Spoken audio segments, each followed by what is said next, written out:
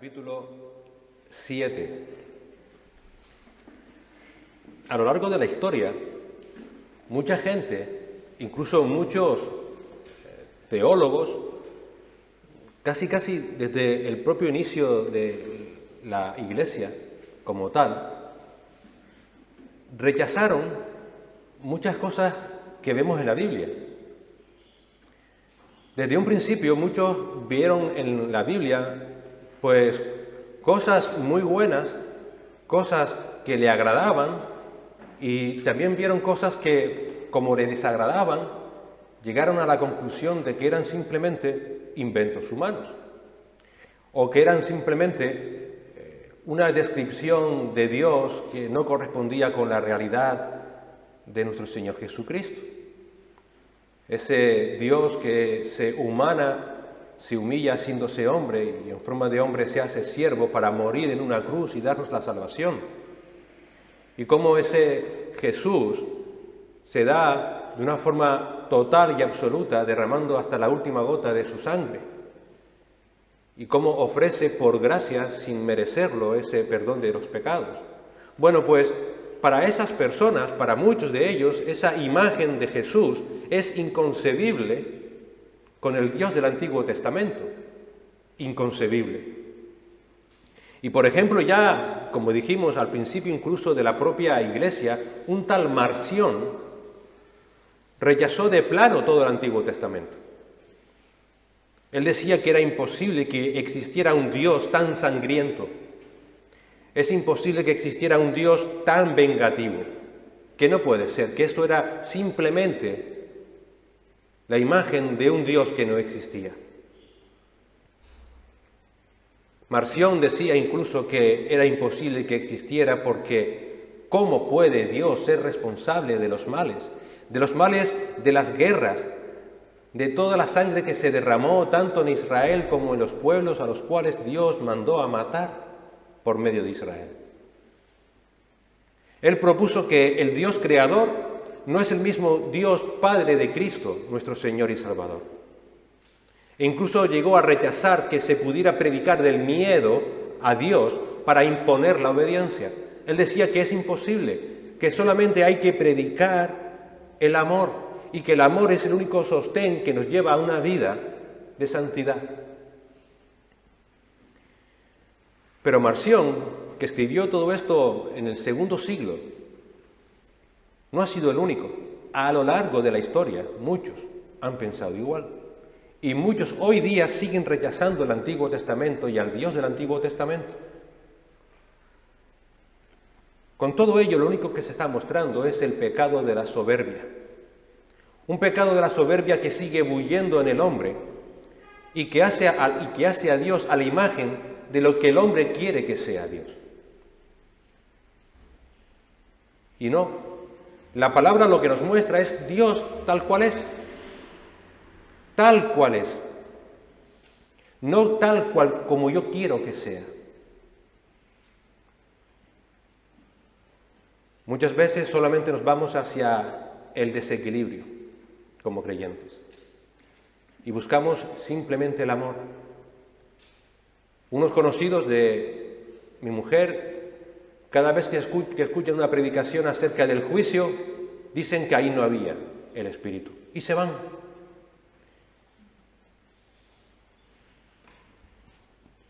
El porcentaje de la palabra del juicio en la palabra de Dios es de un 80%. Y el 20% restante es la gracia y la misericordia. Yo les animo a que con paciencia busquen y lean la palabra de Dios. El 80% es juicio. Juicio. Juicio.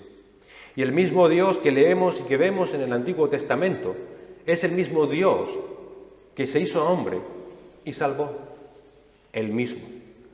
Así que lo que vamos a ver hoy, a ese Dios que va a ejecutar el juicio, es Cristo. El mismo Cristo que después se hizo hombre y murió en una cruz. Es el mismo Cristo a quien el autor de Hebreos dice: horrenda cosa es caer en manos de un Dios vivo, porque Cristo resucitó y Él vive. Es más, Acompáñenme un momento a Apocalipsis, el capítulo 19. Apocalipsis, capítulo 19. Y veamos una descripción de ese Cristo que viene. Y en Apocalipsis capítulo 19 dice el apóstol Juan, a partir del versículo 11, del 11 al 21, Apocalipsis 19, del 11 al 21. Entonces vi el cielo abierto, y he aquí un caballo blanco, y el que lo montaba se llamaba Fiel y Verdadero, y con justicia juzga y pelea. Sus ojos eran como llamas de fuego, y había en su cabeza muchas diademas, y tenía un nombre escrito que ninguno conocía sino él mismo. Estaba vestido de una ropa teñida de sangre, y su nombre es... ¿Quién es el Verbo de Dios? Primera de Juan, capítulo 1. Capítulo 1. Y el Verbo se hizo hombre. Así que lo que vamos a leer aquí está haciendo referencia a Cristo. Y los ejércitos celestiales, vestidos de lino de finísimo, blanco y limpio, le seguían en caballos blancos. De su boca sale una espada aguda para herir con ella a las naciones, y él las regirá con vara de hierro. Fíjense esta expresión de Juan. Y él pisa el lagar del vino, del furor y de la ira del Dios Todopoderoso. ¿Saben lo que es un lagar? Es como un tonel grandísimo abierto donde se vierte toda la uva. Ya no tanto hoy, porque ya eso se ha extinguido prácticamente, pero en la antigüedad, cuando se llenaba eso de uva, para hacer el vino, alguien tenía que pisar la uva. Cristo es el que va a pisar esas uvas que son aquellos que no se han arrepentido delante de Él. Y no lo va a hacer con temor ni con pena, con furor. Sí, hermanos, ese es Cristo. También es un Dios amoroso, pero vengativo. Vengativo a todos aquellos que desprecian su sangre. Vengativo hacia todos aquellos que rechazan su amor y su compasión y su misericordia.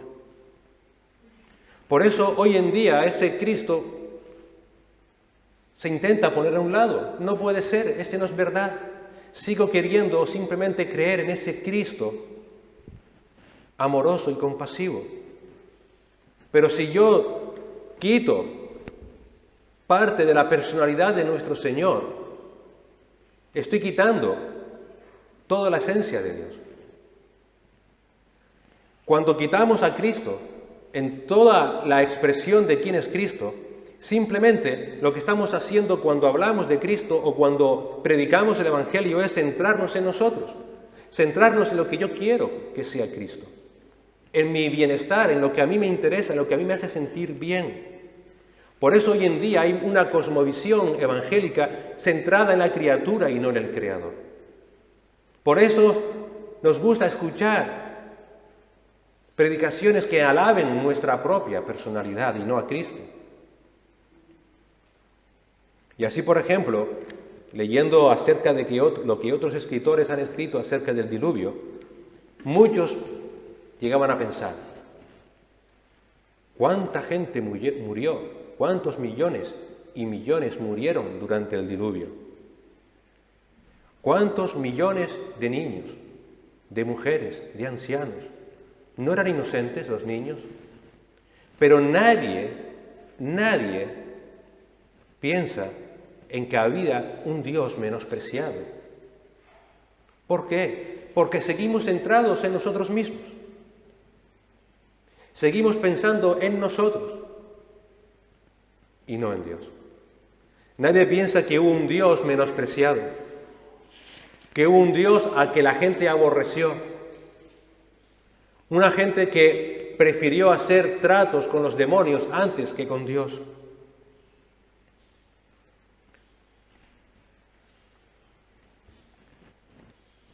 no caigamos en el mismo error de volver a centrarnos en nosotros, sino de pensar en quién es Dios. Miren, Dios no es el que ha cambiado, el ser humano es el que ha cambiado. El ser humano fue creado para mantener una relación correcta y perfecta y amorosa con Dios, pero decidió pecar contra Dios. Y el pecado cambió completamente al ser humano. Dios no es el que ha cambiado, es el hombre, es el hombre. Y ahora el hombre quiere ser como Dios, quiere juzgar a Dios y establece cuando lee cosas como el diluvio, oye, ¿por qué Dios hace eso? Y se erige en juez de quién es Dios. Pero esto no es algo extraño. ¿Cuál fue la tentación de la serpiente? ¿Serán como Dios? ¿No vas a necesitar a Dios? ¿Vas a ser tu propio Dios? Y el ser humano hoy día sigue creyendo que es como Dios y que puede juzgar a Dios. Y dice, este Dios no puede ser el Dios de la Biblia. Este Dios no puede ser Cristo. Pero nunca podremos ocupar el lugar de Dios. Nunca, nunca. Y es por eso que el énfasis del diluvio es ver que la correcta relación con un Dios que creó al hombre a su imagen y semejanza es a través de la gracia de Dios. No porque tú juzgues a Dios vas a tener una correcta relación con Él, sino simplemente a través de la gracia de Dios. Es a través de la gracia, mediante la fe y la obediencia a quien es Dios, lo que te podrá mantener y tener una relación correcta con Dios. Hoy en día, la gente huye de la palabra de Dios, porque la palabra de Dios desnuda a la persona. Pero la palabra de Dios, dice el Salmo 19, es perfecta que restaura el alma. El testimonio del Señor es seguro que hace sabio al sencillo. Los preceptos del Señor son rectos que alegran el corazón. El mandamiento del Señor es puro que alumbra los ojos. El temor del Señor es limpio que permanece para siempre. Los juicios del Señor son verdaderos, todos ellos justos. Deseables más que el oro, sí, más que mucho oro fino, más dulces que la miel y que el destilar del panal. Además, tu siervo es amonestado por ellos. En guardarlos hay gran recompensa. ¿Quién puede discernir sus propios errores? Absuélveme de los que me son ocultos. Guarda también a tu siervo de pecados de soberbia, que no se enseñoreen de mí. Entonces seré íntegro y seré absuelto de gran transgresión. Sean gratas las palabras de mi boca y la meditación de mi corazón delante de ti, oh Señor, roca mía y redentor mío. Aquí el salmista está diciendo que solamente podemos conocer a Dios a través de su palabra. Y es a través de su palabra que el Señor endereza nuestras veredas.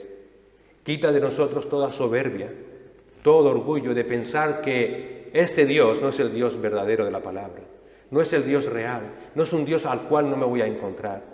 Quita de nosotros toda soberbia de pensar que Dios es lo que yo quiero que sea y no lo que realmente es.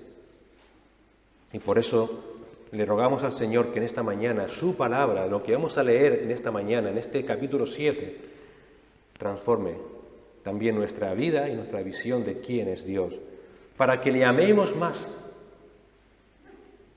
en un temor reverente hacia quién es nuestro Señor y Salvador.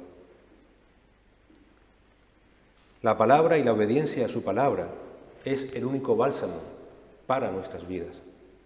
Es la única garantía de la vida eterna. Es donde vamos a encontrar al único que nos puede librar de la ira venidera, que es Cristo Jesús, nuestro Señor y Salvador. Y queremos ver en esta mañana en la palabra de Dios, en este capítulo 7 de Génesis, que la salvación del justo juicio de Dios solamente puede ser por medio de la fe. Solamente por medio de la fe. Y que el castigo de la justicia es de Dios. El castigo es de Dios. Del mismo Dios que salva, es el mismo Dios que va a condenar. Y lo hará a través de la muerte eterna. Vamos a leer los 5 primeros versículos del capítulo 7 de Génesis. Génesis 7, del 1 al 5. Entonces el Señor dijo a Noé: entra en el arca tú y todos los de tu casa, porque he visto que solo tú eres justo delante de mí en esta generación. De todo animal limpio tomarás contigo 7 parejas, el macho y su hembra, y de todo animal que no es limpio 2, el macho y su hembra. También de las aves del cielo 7 parejas, macho y hembra, para conservar viva la especie sobre la faz de toda la tierra. Porque dentro de 7 días haré llover sobre la tierra 40 días y 40 noches. Y borraré de la faz de la tierra a todo ser viviente que he creado. Y Noé hizo conforme a todo lo que el Señor le había mandado. La exégesis corta sería, y es muy claro, es un pasaje clarísimo, la gracia del Señor con Noé y la justicia de Dios. La gracia de Dios lo vemos versículos del 1 al 3. Y la justicia de Dios, del mismo Dios, versículo 4. El mismo Dios que va a salvar a Noé, va a borrar de la faz de la tierra a toda la humanidad. El mismo. No va a mandar a otro, no será otro Dios, no será un ángel, no será un cúmulo de ángeles, el mismo Dios. El mismo Dios. Cuando yo estaba estudiando el pasaje decía, esto es como un déjà vu. ¿Saben lo que es un déjà vu? Eso de que parece que ya lo has vivido, y es verdad, porque yo no sé si recuerdan la semana pasada que lo que vimos en capítulo 6. Y dirán ustedes, ¿otra vez lo mismo? Sí, otra vez lo mismo. ¿Y saben por qué? Cuando en la Escritura, sobre todo en la Escritura hebrea, se repite la misma historia 2 veces, es que el autor quiere dar énfasis, quiere que se nos quede grabado lo que eso nos está diciendo. ¿Entienden el punto? Es decir, te lo voy a repetir. Cuando yo era pequeño, y antes de que el juicio de mi madre o de mi padre cayera sobre mí, me advertían, te voy a dar. Y después venía de nuevo, te voy a dar, para que quedara claro de que me iba a dar. Y evidentemente me daban. Se repite, pues el Señor hace lo mismo. Él quiere que tengamos claro que es Él y que esto sucedió y que va a volver a suceder. Por eso, una vez más, lo dice. Vemos un énfasis muy parecido en los primeros capítulos de Génesis. Y así, si recuerdan, en Génesis capítulo 1 se relata la creación y también se habla de la creación del hombre. ¿No es cierto? Pero luego en el capítulo 2 hay otro énfasis de nuevo, hablando de nuevo de la creación del hombre. ¿Por qué? Porque Dios quiere dejar claro que el hombre es creado a su imagen y semejanza. Quiere que el hombre sepa bien claro que no es un ente que ha surgido por generación espontánea. No quiere que quede ninguna duda de que el hombre es creado a su imagen y semejanza, que Dios es el creador del hombre. Quiere que quede claro. Por eso lo repite 2 veces. Y ahora lo vuelve a hacer en estos capítulos 6 y 7 con el juicio. El Señor quiere que quede meridianamente claro. Y el énfasis que nos quiere dar, lo que Él quiere que quede grabado en nuestras mentes, en nuestros corazones, es que este Dios de amor, lleno de misericordia, que creó al hombre para que tuviera una relación con Él, es el mismo Dios que va a raer de sobre la faz de la tierra a millones y millones de personas que rechazan su amor, que rechazan su misericordia. Él mismo. Él quiere que a través de esto reflexionemos para que nos demos cuenta de lo que nos espera si rechazamos su amor y su compasión. Y como dije al principio, no solamente lo va a hacer aquí, lo hace durante toda la Escritura. Dios quiere dejar claro que todo aquel que no se encuentre bajo el paraguas de su amor y de su compasión y de su misericordia en la persona de Cristo, va a ser raído de sobre la faz de la tierra eternamente. Eternamente. ¿Cómo puedo yo ahora entonces ser salvo? ¿Cómo? Porque Dios una vez más reitera de que el juicio va a venir. Bueno, Él dice por medio de la fe. Fíjate lo que hemos dicho de los versículos del 1 al 3. Entonces el Señor dijo a Noé: entra en el arca tú y todos los de tu casa, porque he visto que solo tú eres justo delante de mí en esta generación. De todo animal limpio tomarás contigo 7 parejas, el macho y su hembra, y de todo animal que no es limpio 2, el macho y su hembra. También de las aves del cielo 7 parejas, macho y hembra, para conservar viva la especie sobre la faz de toda la tierra. Y preguntarás, ¿qué tiene que ver con la fe? ¿Qué tiene que ver todo esto que estamos leyendo aquí de animal limpio, animal no sé qué, animal no sé cuánto, las aves del cielo, tu casa? ¿Qué tiene que ver con esto, con la fe? Si recuerdan, le hago un resumen muy rápido de lo que vimos la semana pasada. Noé halló gracia delante de Dios. Es decir, sí, Noé no es que fuera una persona digna de ser evaluada humanamente, pero dentro de aquella generación perversa, él halló gracia delante de Dios. Y no solamente halló gracia delante de Dios, sino como dice el Génesis 6:9, fue justificado por Dios y fue declarado justo. ¿Qué había hecho Noé? Nada, simplemente que dentro de aquella generación el Señor quiso tener gracia por él y lo santificó. Pero vemos cómo la respuesta de Noé fue ser obediente y tener fe a lo que Dios le había dicho. Y como vimos la semana pasada, él no discutió en ningún momento nada de lo que Dios le estaba diciendo. Él no dudó nada de lo que Dios, eso era fe y obediencia. Y por eso fue considerado justo delante de Dios mismo. Y fíjate lo que dice ahora aquí el Señor en el versículo 1. Entonces el Señor dijo a Noé: entra en el arca tú y todos los de tu casa, porque he visto que solo tú eres justo delante de mí en esta generación. Solo tú eres justo delante de mí. Ahora, esa confianza, esa obediencia en la que vivió Noé, fue lo que hizo que el Señor dijera: solo en ti he visto que actúas con obediencia y con fe.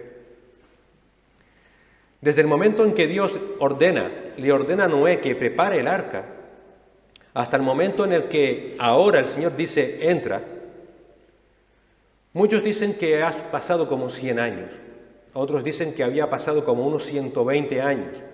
La verdad es que no hay nada concluyente, pero lo que sí es cierto es que tuvo que pasar mucho tiempo, porque recuerden la magnitud de lo que tenía por delante aquel hombre.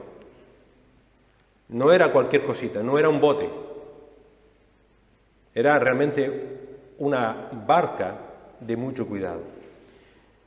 Así que vamos a suponer que fueran esos 100, 120 años, pero no solamente durante 120 años Noé se dedicó a construir un arca. También dice Pedro que fue un predicador de justicia. Durante 120 años empezó a decir a la gente: arrepiéntanse, arrepiéntanse, va a venir un juicio, va a venir un diluvio, arrepiéntanse, arrepiéntanse. Durante 120 años, durante todo aquel periodo, Noé predicaba la justicia de Dios. Durante 120 años advirtió del juicio que había de venir. Durante 120 años, porque recuerden una cosa, Dios no le dijo: de aquí a 120 años voy a hacer el juicio. Él confió de que en cualquier momento Dios iba a mandar el diluvio. En cualquier momento. ¿Qué nos suena a nosotros eso? Que en cualquier momento Cristo puede volver. Durante 120 años, en cualquier momento, Dios podía mandar el diluvio, y durante 120 años Él no dejó de predicar el Evangelio, la palabra del Señor. Y en Hebreos 11:7, recuerden, dice esta observación: con temor preparó el arca. ¿Por qué? Porque sabía ciertísimamente de que lo que Dios había dicho iba a suceder. Ciertísimamente, y por eso con temor, en ningún momento dejó de tener temor a Dios, preparó el arca. Toda aquella generación, como poco, no hacía caso a Noé, pero probablemente se mofaban y se reían de él. No quisiera extenderme mucho, pero hay algo que quizás nos sería interesante entender para comprender, por un lado, la fe de Noé y, por otro lado, la actitud de aquel mundo. Hasta ese momento, la lluvia no existía. Y ustedes dirán, ¿cómo que la lluvia no existía? No, porque si vemos a la creación en los primeros capítulos de Génesis, vemos que lo que había era un vapor que salía de las aguas, de la tierra. No había llovido, no existía lluvia. Nunca antes había llovido, con lo cual mucho menos había un entendimiento de lo que era un diluvio. Solamente dice el Señor que lo que había era un vapor que subía de la tierra, con ese vapor era que se regaba todo. Hasta ese momento no había existido lluvia. Es decir, que era algo a través del cual Dios iba a hacer justicia que la gente desconocía de lo que era. Así que vemos por un lado qué fe tuvo Noé y por otro lado vemos aquella desconfianza del mundo. Así que como poco no escuchaban lo que Noé les decía, pero seguro que al escuchar lo que Noé les decía se mofaba de lo que él estaba diciendo. ¿Que va a venir qué? ¿Y eso qué es? ¿Y cómo va a ser? ¿Qué estás diciendo? Es como la venida del Señor, que vendrá en las nubes, dice Pablo, y sonará la trompeta, y vendrá y la gente dice, ¿trompeta? ¿Qué trompeta? ¿Que el pito del sereno va a sonar? Y se mofan de cómo va a venir el Señor, porque no entienden, no comprenden como en aquel momento que algo así pueda suceder. Pero dice Pablo, porque el Señor vendrá cuando suene la trompeta, y repite, y sonará la trompeta, y vendrá. Y será así. Pero en aquella generación, ¿qué hacían? Dice el propio Señor Jesús en Mateo 24, del 37 al 39, ¿qué hacía aquella generación? Pues así como en aquellos días, antes del diluvio, comían y bebían, casándose y dándose en matrimonio, hasta el día en que entró Noé en el arca. Fíjate, hasta el mismo instante en el que Noé entra, nadie escuchó el mensaje de Noé. Nadie quiso creer que Dios iba a justiciarles. Y no comprendieron, dice el versículo 39, hasta que vino el diluvio y se los llevó a todos. Ahí fue cuando se dieron cuenta y dijeron, ¡ay, es verdad!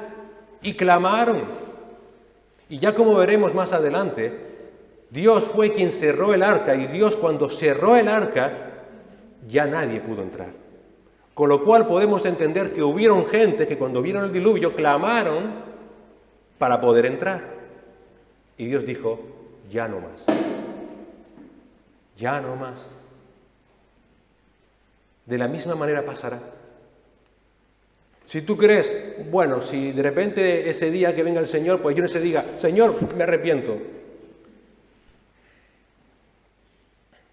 Hoy es el día de salvación.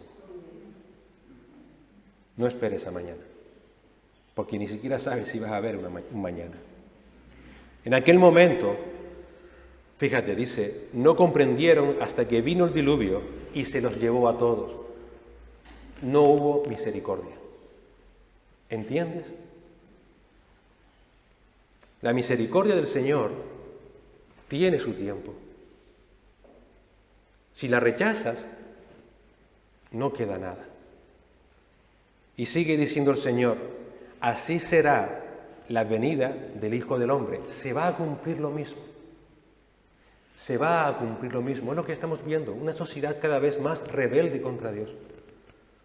Una sociedad que se enfrenta contra Dios. Y sucederá lo mismo, lo mismo. Ahora se ríen del Evangelio. Quizás ahora esté sentado aquí y dirá, qué tostón estoy escuchando. Pero cuando venga el Señor, se te abran los ojos y dirá, pues ahora sí quiero creer. El Señor dirá, no. Porque así será la venida del Hijo del Hombre. El Señor mostró misericordia con aquella generación durante 120 años. Pero solamente Noé fue obediente a Dios. Fue consciente de que estaba delante de un Dios santo. Fue consciente de que ese Dios santo iba a llevar a cabo un juicio contra el pecado de aquella generación. Y por eso el Señor dice de Noé, porque he visto que solo tú eres justo delante de mí. De millones de personas, de millones, solo Noé fue considerado justo por Dios. Por tanto, si realmente podemos comprender este hecho de millones y millones de seres humanos y de que solamente Noé fue considerado justo, entonces te das cuenta de que Dios no está bromeando. Dios no está bromeando. Dios no está exagerando. Dios no es el viejecito que quiere meterte miedo en el cuerpo para que digas, uy, voy a dejar de hacer esto. Dios no es hombre ni hijo de hombre para que mienta ni para que se arrepienta. Él no está bromeando. Está diciendo lo que va a suceder. Este es el relato de un Dios que no tolera al pecado ni al pecador. Eso de que Dios ama, que ese dicho de que Dios odia al pecado pero ama al pecador, es una aberración. Una aberración. Dios, en su infinita compasión y misericordia, hace llover sobre justos e injustos. Pero Él no ama de la misma manera a todo el mundo. Mira, piensa en lo siguiente. Cristo se hizo hombre, ¿cierto? ¿No es verdad? Él tomó naturaleza de hombre. Ha sido la única persona con dos naturalezas, Dios y hombre. Y durante su estancia en la tierra fue un hombre como nosotros. Y el Padre lo consideraba su hijo, pero un hombre. ¿Pero tú crees que Dios amó a su hijo como te ama a ti?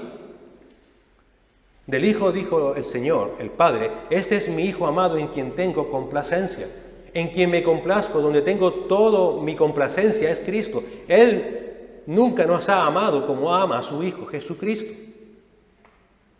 Pero no solamente eso. El Señor Jesús, acerca de sus discípulos, dijo que los amó y los amó hasta el fin, eternamente. Dios en su misericordia tiene un amor fileo, ese amor compasivo por toda la humanidad, pero no ama igual a todo el mundo. Así que si no te arrepientes de tus pecados, Dios en su misericordia la tiene contigo. Pero no pienses, Dios me ama, qué bien, puedo hacer y vivir como yo quiera. No. Porque caerás en manos de un Dios vivo y tendrá consecuencias. Tendrá consecuencias.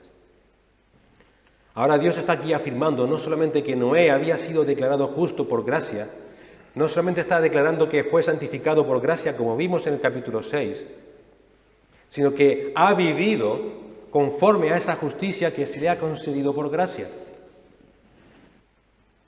¿Cómo vivió Noé su vida cuando fue justificado?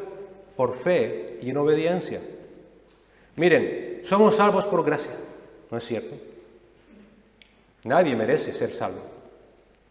Pero no solamente somos salvos por gracia, sino que se nos concede fe para creer por gracia, ¿no es cierto? Ahora debemos de ocuparnos de nuestra salvación con temor y temblor. Y ahora tenemos una responsabilidad. Realmente si has sido salvo, vas a vivir confiando en Dios y siendo obediente a Dios. Lo vemos aquí en Noé. Fue salvo por gracia, fue justificado por gracia, pero ahora él vive por fe y en obediencia.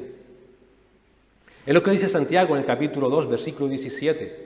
Así también la fe por sí misma, si no tiene obras, es muerta. Es decir, yo puedo decir que tengo fe, pero si no vivo confiando en el Señor, si no vivo en obediencia al Señor, ¿qué fe digo tener? La evidencia de la gracia dada por Dios, de la justificación por medio de la fe, es la obediencia. Ese delante de mí que está diciendo aquí el Señor nos ayuda a entender que solo podemos estar delante de Él si tenemos y estamos en su justicia salvadora, si hemos recibido su gracia, si estamos viviendo en esa justicia y si vivimos conforme a esa justicia. Solamente podemos estar delante de Dios un día y para toda la eternidad, si hemos sido salvos por gracia y si vivimos por fe y en obediencia. No hay otra forma. Ahora, esto es muy importante. No está diciendo que yo voy a vivir obedientemente para tener fe y ser salvo. El orden es el contrario. Dios me salva. Dios por gracia me salva. Dios por gracia me da fe. Y ahora si te preguntas, bueno, ¿y cómo sé yo que esa fe es una fe salvadora?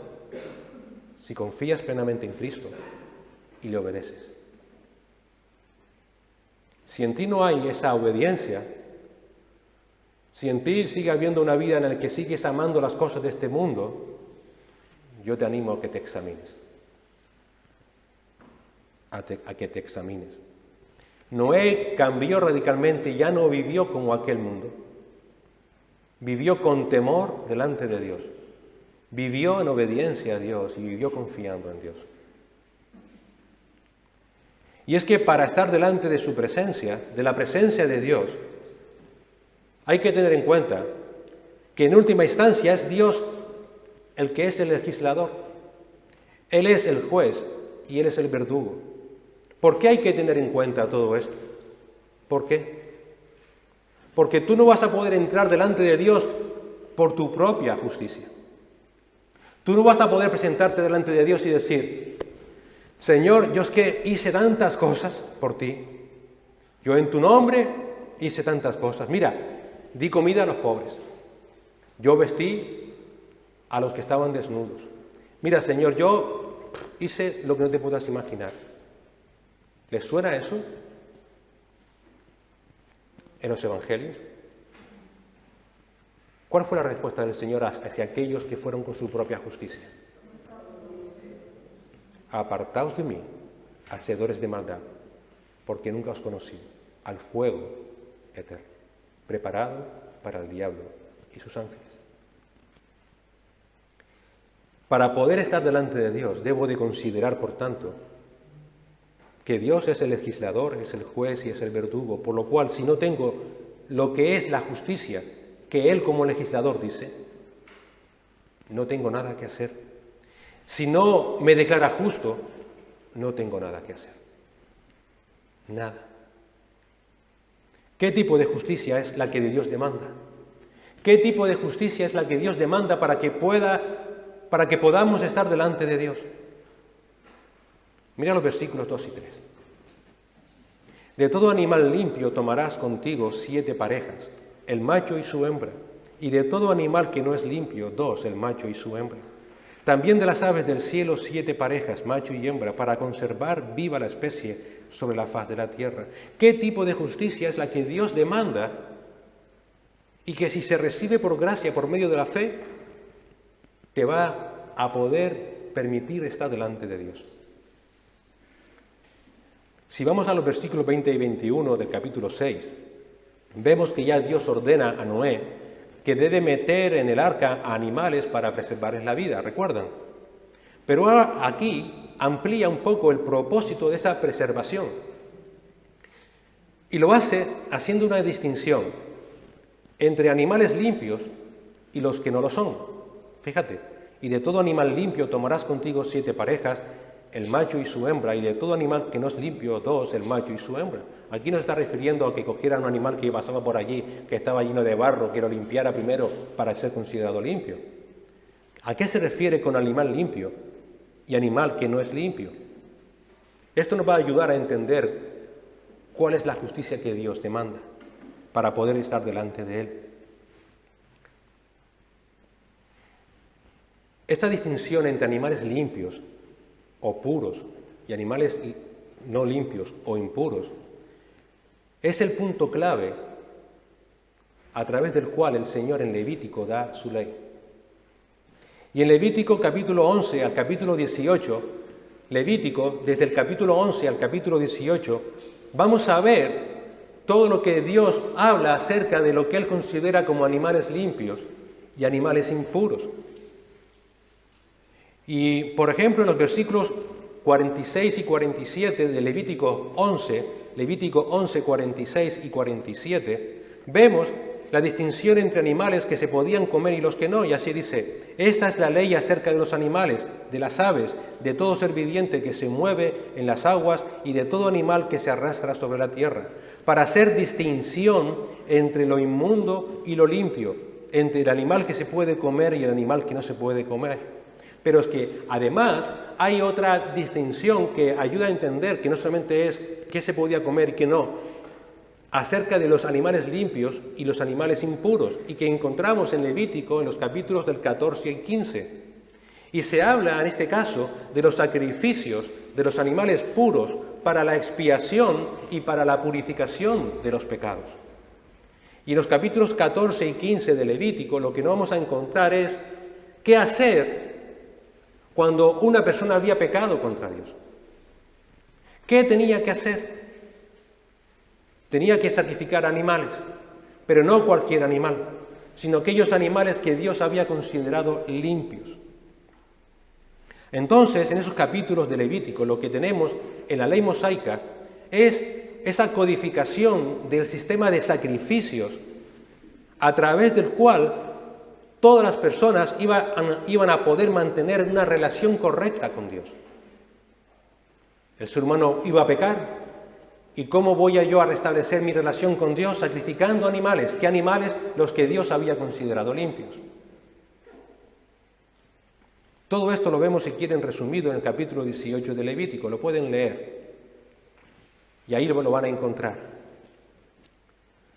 Dios ya había, por tanto, dado, o aquí está estableciendo, esos sacrificios.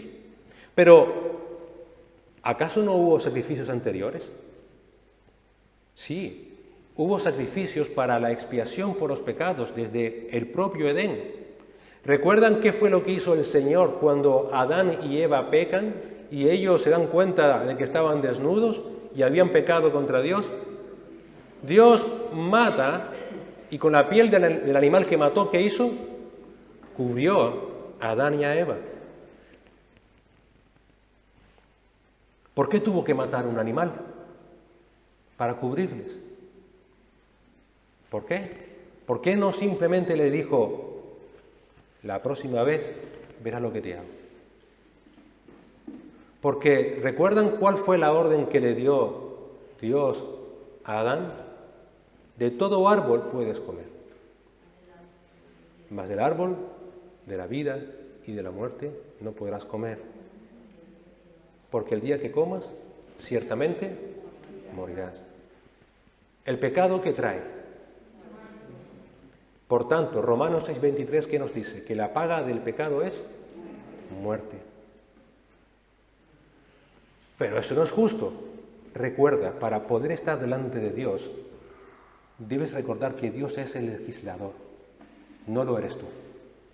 Dios ha establecido que para poder tener una relación correcta delante de Él, cuando pecas tiene que haber muerte. Aquí no está para decir si esto está bien, no está bien, me convence, no me convence. No eres el legislador. Dios es el legislador, Dios es el juez. Por eso el autor de Hebreos 9:22 dice: sin derramamiento de sangre no hay expiación por el pecado. Pero no solamente cuando Adán y Eva pecan el Señor establece ese sistema. También lo vemos en Caín y Abel. Caín, ¿por qué mató a Abel? Lo mató porque estaba celoso de que su hermano había ofrecido un mejor sacrificio. Tenemos también a Abraham, mucho más adelante, cuando dio diezmos a Melquisedec, en el capítulo 14 de Génesis. Todo esto sucedió antes de la ley dada por Dios a Moisés. Así que queda bastante claro que Dios ya había revelado su justicia. Ya había dicho cuál es la forma de mantener una relación correcta con Él. Si pecas, debes de sacrificar un animal. Y aquí lo que encontramos en este nuevo inicio es que Dios le está diciendo a Noé: guarda estos animales, porque volverán a hacer falta. ¿Saben lo primero que hizo Noé? Que ya lo veremos, cuando bajaron el nivel de las aguas y el arca fue abierta por el Señor. Un sacrificio. Ahora, ¿el sistema de sacrificios de animales eliminó el pecado?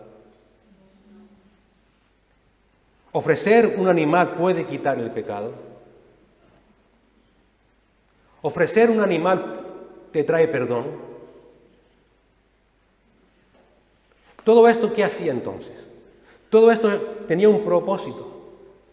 ¿Cuál era ese propósito? Representaba un sacrificio que había de venir. Que había de venir.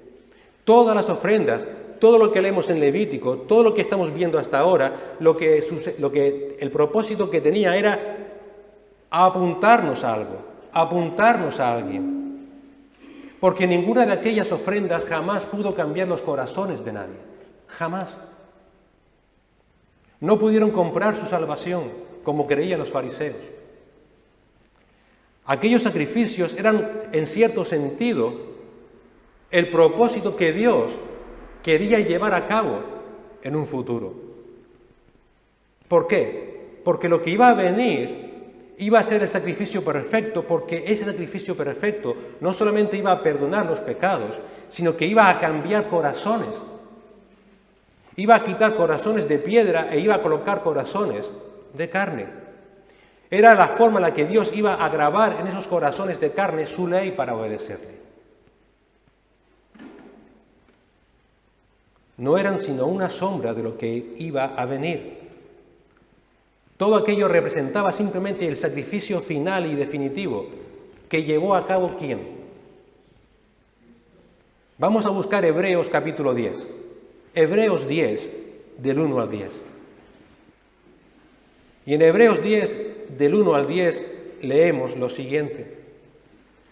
Pues ya que la ley solo tiene la sombra de los bienes futuros y no la forma misma de las cosas, nunca puede, por los mismos sacrificios que ellos ofrecen continuamente, año tras año, hacer perfectos a los que se acercan.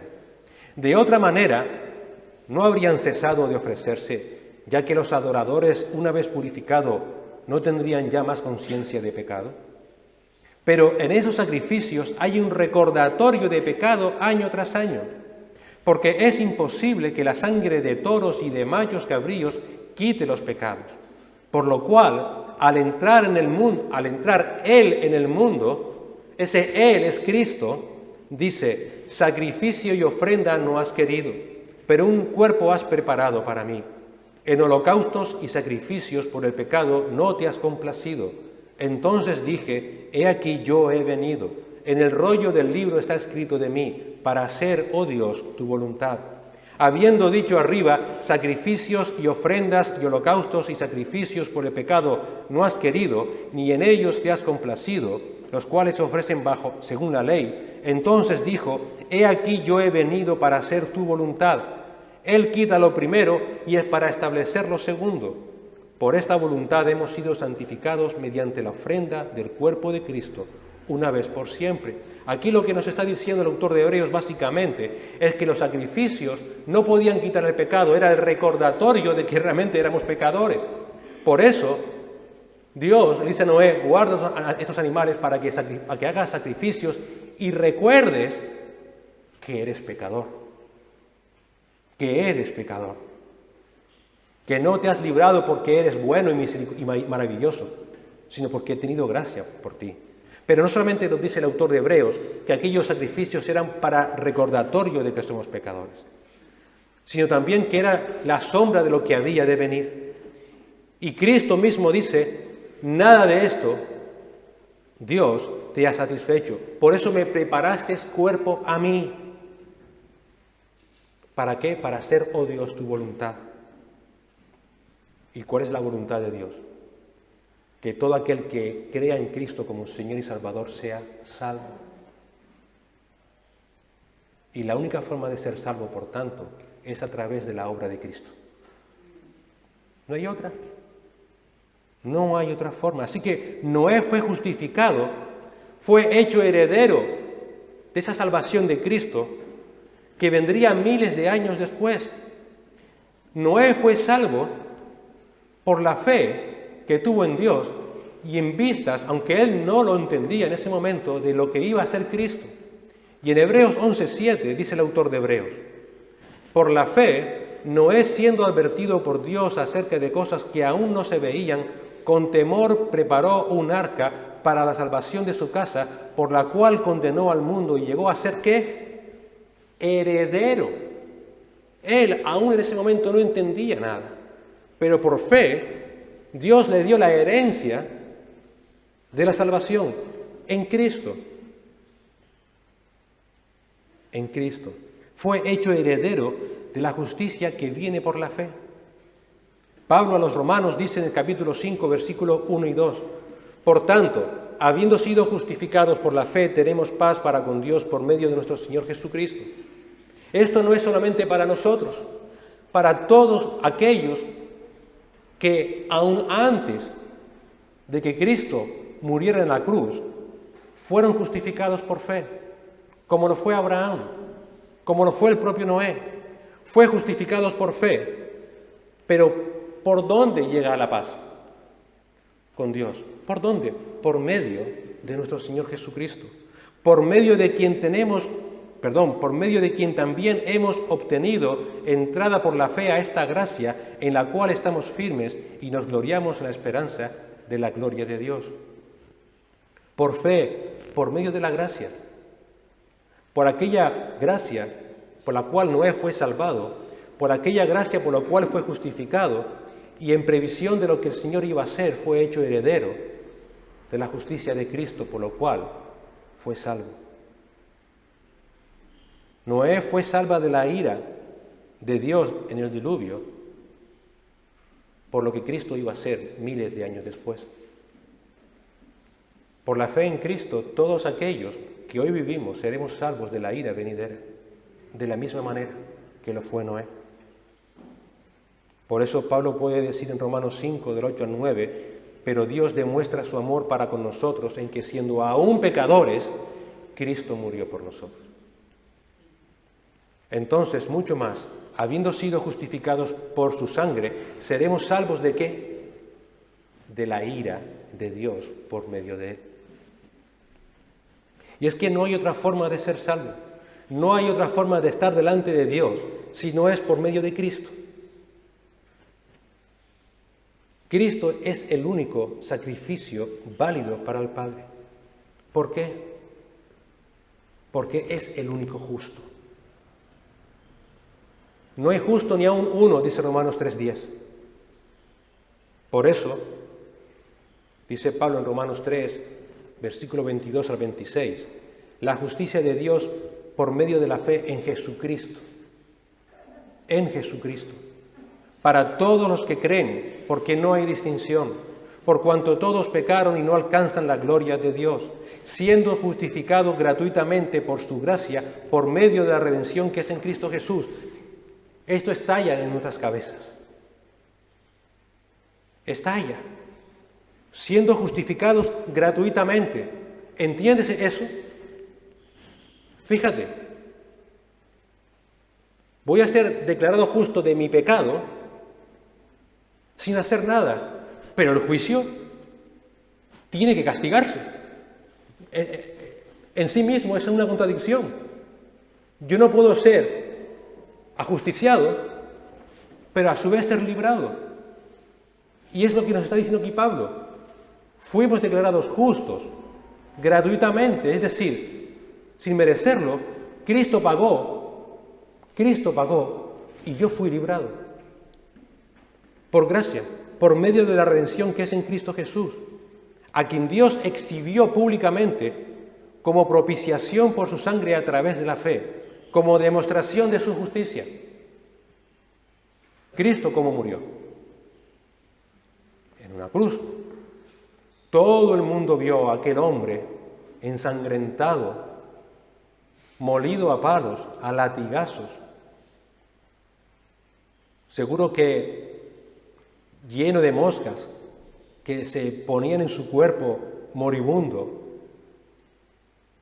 Dios lo exhibió públicamente para mostrarnos ¿qué? Su justicia. Ahí tendríamos que estar tú y yo.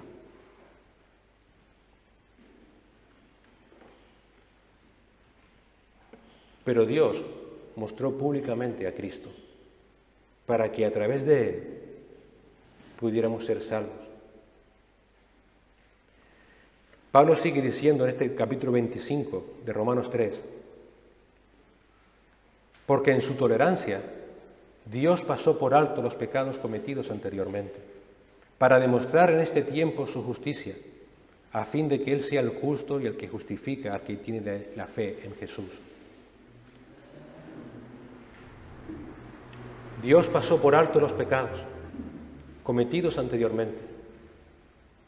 Todo lo que leemos en el Antiguo Testamento, lo que vemos incluso en Noé, todo lo que hizo Noé, repito, no pensemos que Noé fue un hombre excepcional y santo y puro. Él tuvo que hacer sacrificios por sus pecados, pero Dios pasó por alto. ¿Para qué? ¿O por qué? Para que un día se demostrara su justicia en Cristo. En Cristo. No había nada en Noé que lo justificara, no hay nada en nosotros que nos justifique. Él fue justificado por gracia, y si crees en Cristo serás justificado por gracia, por medio de la fe. Él fue hecho heredero de esa salvación, aunque no tenía ni idea de lo que iba a suceder. Nosotros sabemos que sucedió, con lo cual tenemos peor castigo si rechazamos la obra de Cristo. Si alguna vez has pretendido acercarte o justificarte delante de Dios, entonces o tienes un estándar perfecto o simplemente no tienes nada que hacer. Nunca podrás ser hallado justo delante de Dios. Nunca. Nunca. Porque si Él no te justifica, estás condenado. Y Él justifica solamente por gracia. Y lo hace solamente hacia aquellos que tienen fe en Cristo como su Señor y Salvador. Para todos aquellos que se arrepienten de sus pecados. Él es el legislador. Él es el juez. No hay otra forma. No hay otro camino que pueda llevar al Padre si no es Cristo. Su muerte sustitutoria, su muerte vicaria en la cruz. Solamente Cristo es el que te puede librar del juicio de Dios. Por tanto, lo que Dios había preparado para Noé, que fue el recordatorio de que era un hombre pecador y que sin derramamiento de sangre no hay perdón de pecados. Esto que nos recuerda a nosotros, que el único sacrificio que Dios quiere y admite es el de Cristo. Y si no estás en Cristo, estás condenado. Noé no debía olvidar que Dios es un Dios santo, que odia el pecado. Nosotros no debemos de olvidar que Dios es un Dios santo que odia el pecado. Noé tenía que recordar que sin derramamiento de sangre no se puede ser perdonado. Nosotros debemos recordar que sin Cristo tampoco podemos ser perdonados. Que sin Cristo, el cual es el único medio, no podrás estar delante del Padre. Es un recordatorio de la santidad de Dios. Es un recordatorio de la gravedad del pecado. Y es un recordatorio que nos llama a tener una relación correcta por medio de Cristo en santidad delante de Dios. El Señor, bien dice la palabra, que es lento para la ira y abundante en misericordia, Números 14 y 18. Y perdona la iniquidad y la transgresión, mas de ninguna manera tendrá por inocente al culpable. Y entonces, en el versículo 4, queda registrado la justicia de Dios. Hemos visto su misericordia, la ofrece gratuitamente, la ofrece, y Él, a través de lo que Noé, en su vida de obediencia, le da, lo salva. Y el mismo Dios que salva a Noé, dice el versículo 4, porque dentro de 7 días haré llover sobre la tierra 40 días y 40 noches, y borraré de la faz de la tierra a todo ser viviente. Yo estuve en Cuba hace ya unos cuantos años, como ustedes saben, y ya como fueron 3 o 4 veces lo que fui, ya ni me acuerdo en qué viaje exactamente fue. Aquí los hermanos que quizás estaban allá en aquella época me pueden decir mejor que yo. Pasó un huracán que, como dicen allá, dejó todo acabado. Para mí fue algo impactante. Íbamos por la carretera central desde La Habana hasta Santiago, de vuelta de Santiago hacia La Habana, y era brutal ver cómo estaban todos los matos, plataneras, yo qué sé, todo tumbado en el suelo. Estuvimos en un puerto que se llama Puerto Padre, y bueno, puerto por decir algo, que había quedado completamente arrasado. Completamente arrasado. La imagen era desoladora. Pero si tú coges un mapa y te pones con un mapa mundi grande así y ves eso sucedió en un puntito de una pequeña isla que está ahí en el Caribe. Gracias. Lo que vamos aquí a ver es que Dios arrasa con todo el planeta. Con todo el planeta. Borraré de la faz de la tierra.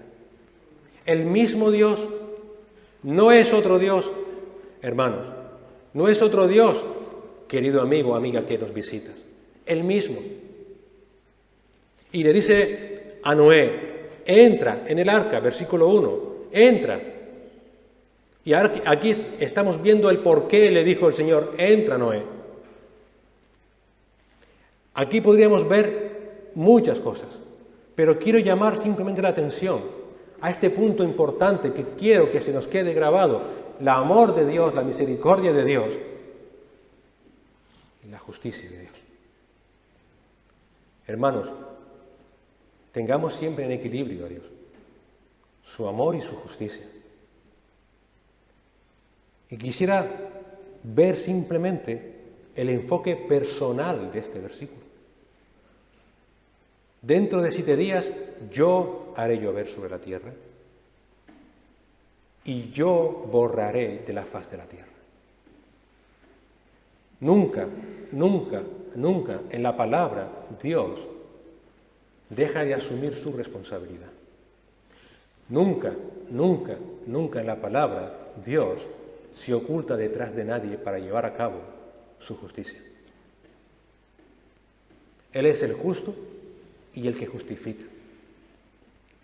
Y esto tiene una connotación mayor si entendemos que aquí quien está hablando es Cristo. Esto es una de las precofanías, de las manifestaciones antes de que Dios tomara cuerpo en Cristo y se hiciera hombre. El Padre dice que Dios le ha dado al Hijo toda la justicia. Él es el juez. Ya lo vimos en Apocalipsis capítulo 19. Yo, dice el Señor, haré llover, yo borraré de la faz de la tierra a todos los seres vivos que yo he hecho. Yo he hecho. Como dijimos al principio, desgraciadamente muchos dicen y siguen diciendo, ¿qué clase de Dios hace eso? ¿Cómo yo voy a creer en ese Dios? ¿Cómo voy a creer en un Dios que solamente destruye y destruyó y salvó a un solo hombre? Pero ese no es el punto. ¿Qué hombre puede rechazar a Dios? Ese es el punto. ¿Qué hombre puede enfrentarse a Dios? Ese es el punto. Ese es el punto. A veces luchamos por intentar defender, como creyentes, el amor de Dios. ¿No es cierto?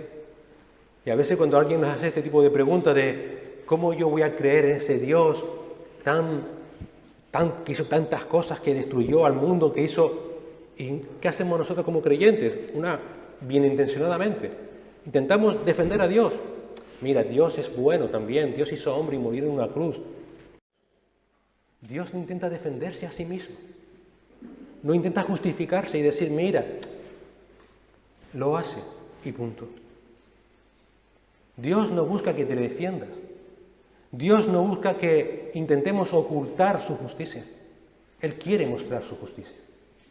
Él manifiesta su justicia. Por eso, ¿recuerda lo que dijo Hebreos? Hebreos, que Cristo fue levantado y fue mostrado en público. Dios no intenta aparentar lo que no es. No intenta aparentar lo que no es. Él nunca deja de asumir su responsabilidad. Él no está buscando que la Iglesia intente exculparlo, que intente ocultar sus juicios. Dios no está esperando que desarrollemos, como han hecho muchos a lo largo de la historia, una doctrina nueva en la que intentemos exculpar a Dios de su justicia. De decir que realmente, este es un Dios que hay que entender los matices. Es claro, cuando Moisés describe esta carta, o este libro, o esta narrativa, a la segunda generación de judíos que están a punto de pasar el Jordán, que van a entrar en la tierra prometida, que van a tener que luchar y obedecer a Dios en todo momento, cuando Moisés escribe esto, ¿qué creen ustedes que entendieron aquellos hombres? ¿Qué creen que entendieron? Pues lo que acabamos de entender nosotros, que Dios es un Dios justo y que no permite el pecado. No entendieron otra cosa. ¿Cómo pues nosotros tenemos que entenderlo de la misma manera?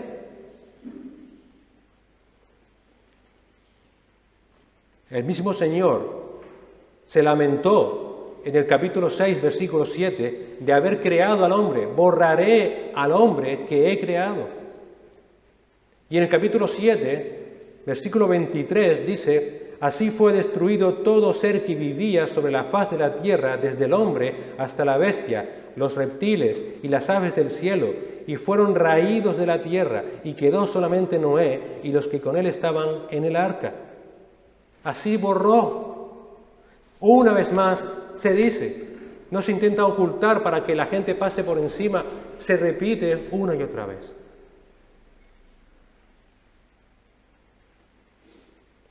Por tanto, y a la luz de lo que nos dice el versículo 5, más nos valiera actuar como Noé. Y dice el versículo 5, e hizo Noé conforme a todo lo que Dios le mandó. Más nos valiera que todos actuáramos como Noé. El Señor está entronizado, dijo David en el Salmo 29, sobre el diluvio. Allí Dios mostró quién es. La soberbia del hombre, ¿cuál es? Me voy a enfrentar a Dios. ¿Cuál es la soberbia del hombre? Dios no existe. ¿Cuál es la soberbia del hombre? Cuando llegue el momento, le haré una quebradiña y me arrepentiré y diré, Señor, tienes razón, me arrepiento. Ya hemos visto que no. Dios es un Dios digno de suprema alabanza y de temor reverente. Si tú hoy aquí aún no has creído en Cristo como tu Señor y Salvador, que es la única justicia, como hemos dicho, que Dios acepta, solo te queda una cosa: vas a enfrentar el juicio de Dios. Y recuerda, no es un cuentito de viejas para tenernos asustados. Dios, cuando repite lo mismo 2 veces, es que quiere que se quede grabado. Por eso el Señor decía, de cierto os digo, cuando quería enfatizar algo y que se nos quedara en la cabeza. Aquí Él quiere enfatizar, no desoigas lo que te estoy diciendo. Si no crees en Cristo como tu Señor y Salvador, vas al infierno. Si no crees en Cristo como tu Señor y Salvador, Dios no te ama. Lo siento. Si te vas a ir por ahí diciendo, voy a seguir viviendo como si aquí no pasara nada porque Dios me ama, no es verdad. Dios está teniendo piedad de ti porque quiere que todo el mundo llegue al conocimiento, a la verdad, se arrepienta y sean salvos. Pero cuando llegue el día del juicio, Cristo mismo te condenará. En Apocalipsis 20:12 dice, y vi a los muertos grandes y pequeños, de pie delante del trono. El trono es el trono de Dios. Y los libros fueron abiertos. Y otro libro fue abierto, que es el libro de la vida. Y los muertos fueron juzgados por los que estaba escrito en los libros, según sus obras. Y el que no se encuentre inscrito en el libro de la vida será arrojado al lago de fuego. Apocalipsis 20:15.